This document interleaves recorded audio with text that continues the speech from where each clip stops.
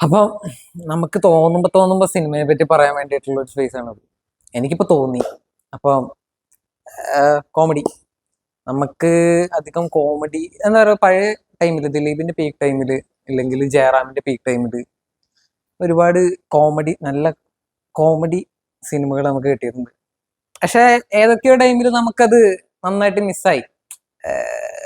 ഈ അടുത്ത് റീസെന്റ് ഒരു 10 കൊല്ലത്തിനുള്ളിൽ നോക്കിയാൽ നമുക്ക് ഒരിക്കലും പണ്ടത്തെ ഒരു കാലത്തെ കോമഡി സിനിമകളായിട്ട് നമുക്ക് ഇപ്പോഴത്തെ ഒരു കമ്പയർ ചെയ്യാൻ പറ്റില്ല. അത്രയ്ക്ക് കുറവാണ്. എന്തൊക്കെ കൊണ്ടോ, കാണുന്ന ആൾക്കാരുടെ കാഴ്ചപ്പാട് മാറിയതുകൊണ്ടോ, അല്ലെങ്കിൽ എടുക്കുന്ന ആൾക്കാരുടെ നിലവാരം കുറഞ്ഞതുകൊണ്ടോ, അതോ കൂടുതൽ കണ്ടന്റ് വരാത്തതുകൊണ്ടോ, എന്തുകൊണ്ടാണെന്നറിയില്ല. അപ്പം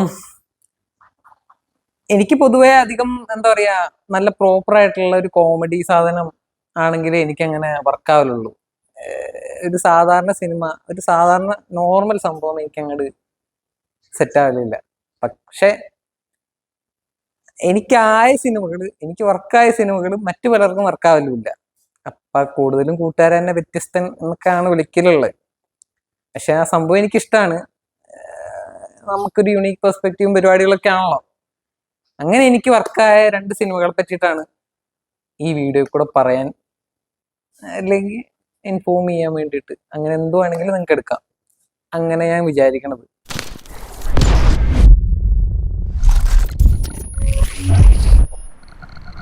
രണ്ട് സിനിമകൾ എന്ന് പറഞ്ഞാല്, ഒരെണ്ണം, ഇത് രണ്ടും എൻ്റെ പേഴ്സണൽ ഫേവറേറ്റ് ആണ്. ഇത് വർക്കായ ആൾക്കാരുണ്ടെങ്കിൽ, അങ്ങനെയുള്ളവർ തമ്മിലൊരു കമ്മ്യൂണിറ്റി ആയാൽ നല്ല രസമായിരിക്കും എനിക്ക് തോന്നുന്നു. വളരെ കുറച്ച് പേര് ഉണ്ടാവുള്ളൂ എനിക്ക് തോന്നണേ. ഇപ്പം സിനിമകൾ ഏതൊക്കെയാണെന്ന് വെച്ചാൽ, ഒന്ന് മറിയം ഒന്ന് വിളക്കൂതി, സ്റ്റോണർ ജോൺറയിൽ കോമഡി എനിക്ക് വർക്കായ ഒരു സിനിമയാണ്. രണ്ടാമത്തെ സിനിമ എന്ന് പറഞ്ഞാൽ കനകം കാമിനി കലഹം. കനകം കാമിനി കലഹം എന്ന് പറഞ്ഞാൽ രതീഷ് ബാലകൃഷ്ണ പൊതുവാൾ എൻ്റെ ഒരു ഫേവറേറ്റ് ഡയറക്ടറാണ്. എന്തൊക്കെയോ ആവട്ടെ, ആൾ എൻ്റെ ഒരു ഫേവറേറ്റ് ഡയറക്ടറാണ്. ആളുടെ എനിക്ക് ഏറ്റവും ഇഷ്ടപ്പെട്ട പടം കനകം കാമിനി കലഹമാണ്. കോമഡി ആയതുകൊണ്ട് തന്നെ എനിക്ക് വർക്കായ കോമഡി. അപ്പം ആളുടെ ഫസ്റ്റ് പടം ആൻഡ്രോയിഡ് കുഞ്ഞപ്പൻ, കിട്ടില്ല സിനിമയാണ്.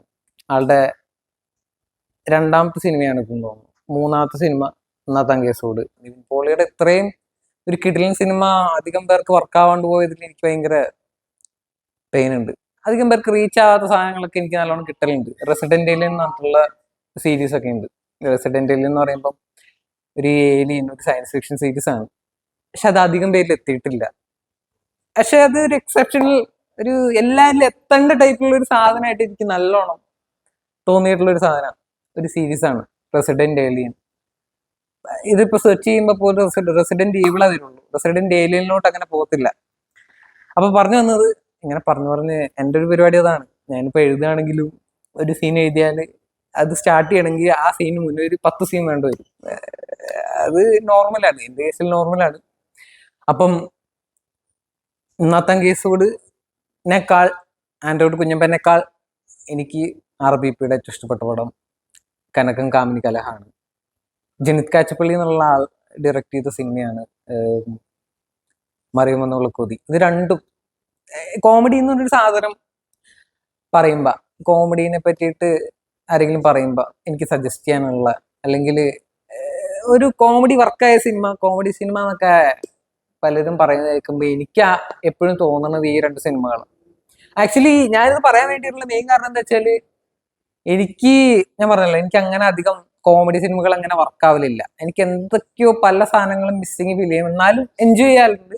പക്ഷെ രണ്ടാമതൊരു സിനിമ കാണുമ്പോൾ എനിക്ക് തോന്നുന്നത് അങ്ങനെയാണ്, രണ്ടാമത് നമ്മളൊരു സിനിമ കാണുമ്പോൾ നമുക്ക് ആ സിനിമ നമുക്ക് എത്രത്തോളം എൻജോയ് ചെയ്യാൻ പറ്റുന്നുണ്ട്, ആ ഒരു കോമഡി സിനിമയായിട്ട് തന്നെ സമീപിക്കുമ്പോൾ ആ സിനിമ നമുക്ക് എത്രത്തോളം എൻജോയ് ചെയ്യാൻ പറ്റുന്നുണ്ട്, നമുക്കത്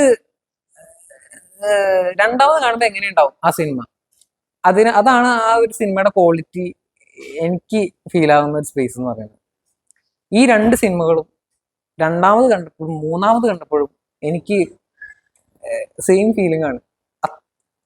ഇഷ്ടമില്ലാത്തൊരു സ്പേസ് എന്നല്ല, ഭയങ്കര ഇഷ്ടപ്പെട്ട സിനിമകളായിട്ട് തന്നെ എപ്പോഴും നിലനിൽക്കുന്നുണ്ട്. ഇനി കണ്ടാലും അങ്ങനെ തന്നെയാണ്. അത് എപ്പോഴാണ് മടുക്കണേ അപ്പം ഞാൻ നിർത്തും. അതായത് ഇപ്പം ഇന്നത്തെ കേസ് കൂടി ഞാൻ രണ്ടാമത് കണ്ടപ്പോൾ എനിക്ക് അങ്ങോട്ട് വർക്ക് മീൻസ് അത്ര രണ്ടാമത് അത്ര ഫ്ലോയിലും കാണാൻ പറ്റിയില്ല. പക്ഷെ ഈ കനകം കാമിനി കലഹം മറിയുമെന്ന വിളക്കോതി ഇത് രണ്ടും അത് തന്നെയാണ് എനിക്ക് ആ കോമഡി എന്നൊരു സാധനം പറയുമ്പോൾ ആ ഒരു രണ്ട് സിനിമകൾ എല്ലാവരുടെ അടുത്തും പറയാനോ ഇങ്ങനെ സജസ്റ്റ് ചെയ്യാനോ കാണിപ്പിക്കാനോ ഒക്കെ തോന്നാനുള്ള മെയിൻ കാരണം. അപ്പം RBPയുടെ അടുത്ത് എനിക്ക് ഇതുപോലത്തെ സിനിമകൾ ചെയ്യണമെന്ന് ആഗ്രഹമുണ്ടെന്ന് പറയാനുള്ള ഒരു ആഗ്രഹമുണ്ട്. ജനിത്തേട്ടൻ്റെ അടുത്ത് ഇതേപോലത്തെ സിനിമകൾ ഇനിയും ചെയ്യണമെന്ന് ഏതെങ്കിലും സ്പേസിൽ റീച്ച് ആവും, ഇതിലൊരു അതിൻ്റെ ഒരു സംഭവം കിട്ടുമായിരിക്കും, കിട്ടും.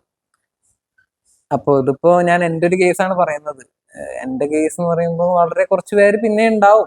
ഇതിപ്പോ ഞാൻ ഈ മറിയുമെന്ന് ഉൾക്കൊതിനെ പറ്റിയിട്ട് വേറൊരാളുടെ അടുത്ത് പറയുമ്പം അവർക്കങ്ങനെ സിനിമ ഏതാണെന്ന് മനസ്സിലാവലില്ല. കനകംകാമിനി പിന്നെയും നിവിൻ പോളി എന്നുള്ള ഒരു ഫാക്ടറിൽ കൂടുതൽ പേരിലേക്ക് എത്തിയിട്ടുണ്ടാവാം, പേര് പറയുമ്പോഴേക്കും മനസ്സിലായിട്ടുണ്ടാവാം, കുറവാണ് കമ്പാരിറ്റീവ്ലി. പക്ഷെ ഇങ്ങനെയുള്ള സിനിമകൾ ഇനി ഉണ്ടാവണം. ഇങ്ങനെ ഈ സിനിമകൾ കണ്ടിട്ടില്ലെങ്കിൽ എല്ലാവരും ഒന്ന് കാണാൻ ശ്രമിക്കണം. എന്താ വെച്ചാല് നിങ്ങൾക്ക് എങ്ങാനും ഇത് വർക്കായാൽ ഇത് ഭയങ്കര അടിപൊളി സിനിമയായിരിക്കും. അതിപ്പോ ഏതാ ഡബിൾ ബാരലാണ് ഈ ഇഷ്ടംപോലെ സിനിമകൾ, ആ ഒരു not everyone's cup of tea എന്ന് പറഞ്ഞ പരിപാടിയിലുണ്ടല്ലോ. അപ്പം ഈ രണ്ട് സിനിമകൾ എങ്ങാനും നിങ്ങൾക്ക് വർക്കായാൽ നിങ്ങൾക്ക് ഇതുപോലത്തെ ഇഷ്ടപ്പെട്ടൊരു ഈ ജോൺറയിലുള്ള ഈ ഒരു പരിപാടി വേറെ ഉണ്ടാവില്ല. അപ്പം കനകം കാമിനി കലഹം മറിയുമെന്ന് ഉൾക്കൂതി പോപ്പപ്പ് വരും, ഇവിടെ എവിടെയെങ്കിലും വരും. അപ്പം എല്ലാവരും കണ്ടു നോക്കുക, അഭിപ്രായം പറയുക.